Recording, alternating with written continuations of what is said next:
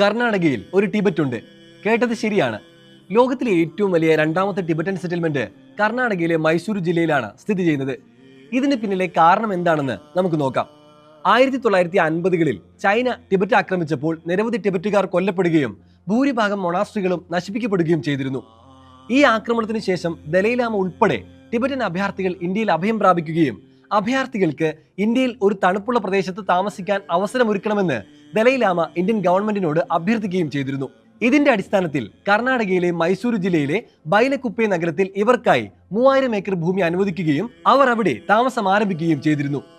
ഇന്ന് വ്യത്യസ്തമായ സംസ്കാരങ്ങളും വേഷവിധാനങ്ങളുമായി 10,000-കണക്കിന് ടിബറ്റൻ ജനത അവരുടെ തനത് സംസ്കാരം ഉയർത്തിപ്പിടിച്ചുകൊണ്ട് അഭിമാനത്തോടെ കർണാടകയിലെ ഈ നഗരത്തിൽ അധിവസിക്കുന്നുണ്ട്. പ്രശസ്തമായ ഗോൾഡൻ ടെമ്പിളും നിരവധി മനോഹരമായ മൊണാസ്ട്രികളുമായി കർണാടകയിലെ പ്രശസ്ത ടൂറിസം കേന്ദ്രങ്ങളിൽ ഒന്നായ കൂർഗിനോട് അടുത്ത് സ്ഥിതി ചെയ്യുന്ന ഈ മനോഹര നഗരം ഇവിടെ എത്തുന്ന സന്ദർശകർക്ക് തികച്ചും വ്യത്യസ്തമായ അനുഭവമാണ് സമ്മാനിക്കുന്നത്.